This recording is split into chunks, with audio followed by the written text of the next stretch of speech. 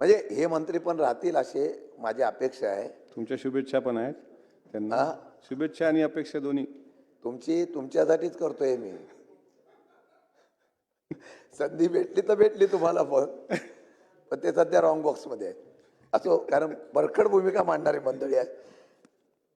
सभापती महोदय, जे काही शेतकऱ्यांना नुकसान भरपाई जाहीर केलेली आहे, आम्ही सुद्धा प्रत्यक्ष बांधावर गेलो, प्रत्यक्ष पाहणी केली, सगळ्यांनी केली. तुम्ही कारवाई करणार का? त्या असलेल्या कंपन्यांना बंदी घातल्यानंतर सुद्धा आजही ती विक्री होत असेल तर त्याच्या संदर्भामध्ये आपण काय उपाययोजना करणार हे सांगणं गरजेचं आहे. माझ्या माहितीपणे अजून सर्वात महत्त्वाचा प्रश्न हे सांगतात की कर्जमाफी आम्ही करणार आहोत, योग्य वेळी कर्जमाफी करू. माझ्या माहितीप्रमाणे माझ्याकडे लोकमतचा एक कागद आहे, आजच तो आलेला आहे. त्यामध्ये काही पेरा उगवते कर्जाचे पीक, विदर्भातील 3.5 पिकाची कहाणी, त्यामध्ये सोयाबीनला भाव नाही, कापसाला भाव नाही, आपण ज्या असे तुरीला भाव नाही, घालाला भाव नाही, आपण दर जाहीर केला हमी भाव, पण तो हमी भाव जाहीर केल्यानंतर सुद्धा खाजगी व्यापारी त्या ठिकाणी कमी दरामध्ये खरेदी करतो आणि त्याच्यावर आपलं नियंत्रण नाही, ही वस्तुस्थिती आहे. आणि आज तुम्हाला सांगतो, गेल्या काही महिन्यामध्ये तुमची कर्जमाफी मिळणार म्हणून जे शेतकरी अपेक्षित होते त्यांनी महाराष्ट्रामध्ये काही महिन्यामध्ये 6 जिल्ह्यामध्ये या ठिकाणी 1032, तर मराठवाड्यामध्ये 520 शेतकऱ्यांनी आत्महत्या केल्या. हे सरकारचा फेल्युअरपणा आहे.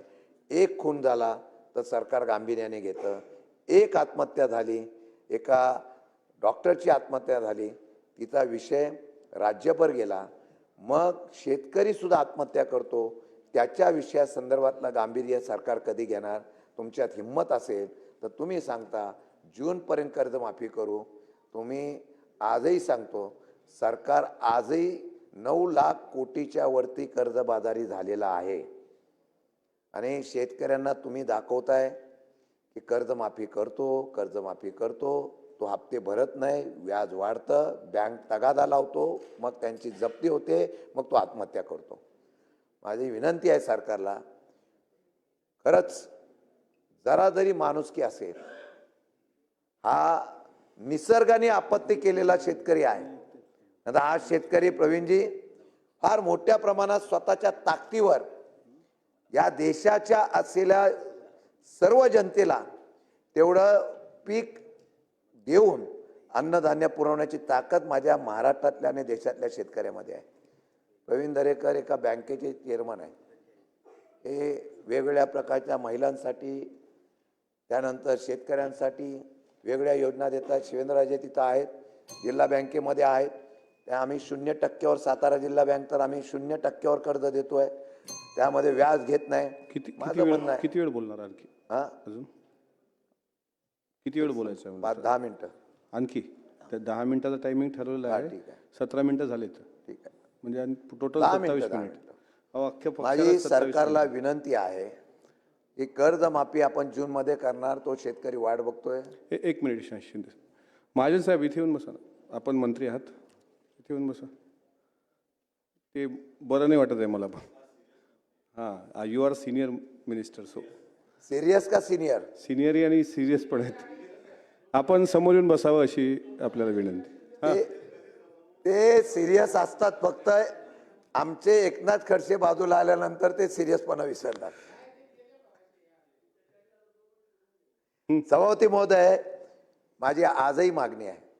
बघा, प्रीपेड मीटर आणलं, कोणाला द्यावं याच्यावर आमचं ऑब्जेक्शन नाही.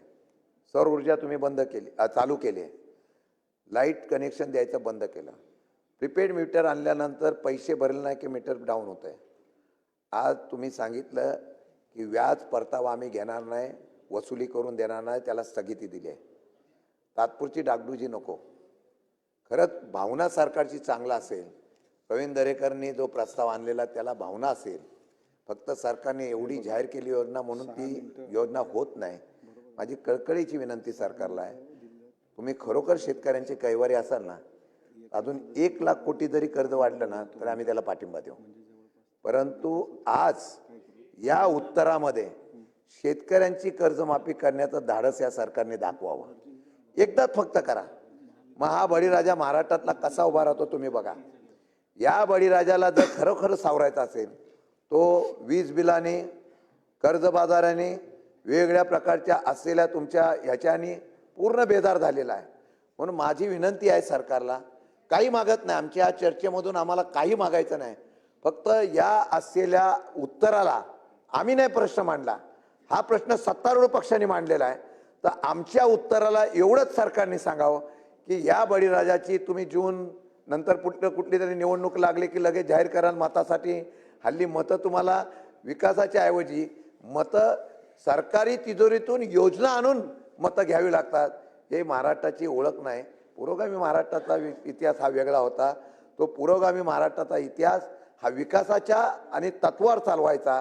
आज तो महाराष्ट्र तुम्ही परत या ठिकाणी योजनेच्या सरकारी तिजोरीतून पैसे आणून मतं घेण्याचा काढला.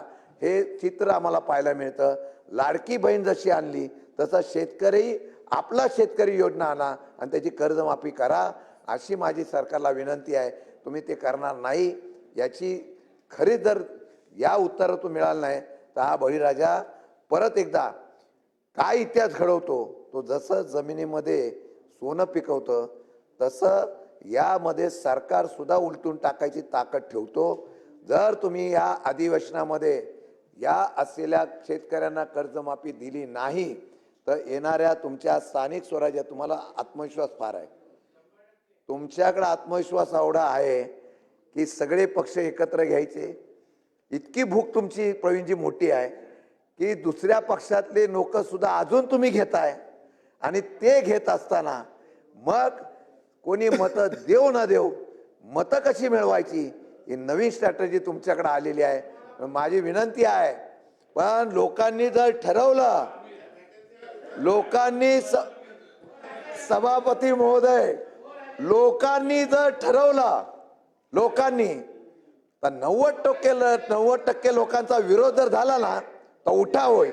तो इतर देशामध्ये झाला तसा पहिला या जिल्हा परिषद पंचायत समितीच्या स्थानिक स्वराज्य निवडणुकीला किंवा नगरपालिका, महानगरपालिका, महापालिकेला सुद्धा तो उठाव होईल.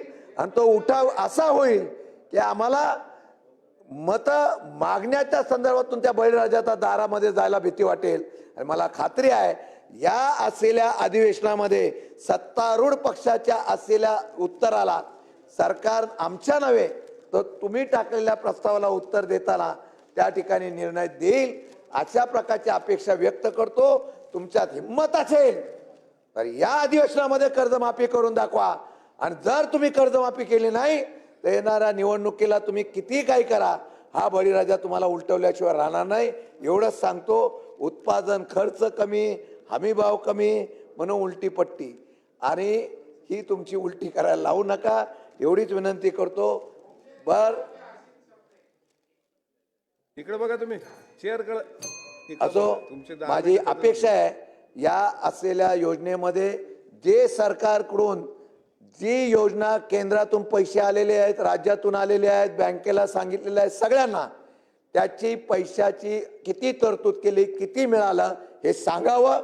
आणि ते पैसे जर आले नसतील तर तुम्ही पैसे किती दिवसात देणार. आणि त्या बळीराजाला 3 महिने होऊन जाऊन सुद्धा जर नुकसान भरपाई मिळत नसेल तर हा सरकारचा फेल्युअरपणा आहे. आणि तो फेल्युअरपणा घालवायचा असेल तर कर्जमाफी करा, नाही तर कर्जमाफी झाली नाही तर तुम्हाला निश्चितपणाने हा बळीराजा दागा दाखवेल. एवढंच सांगतो आणि थांबतो.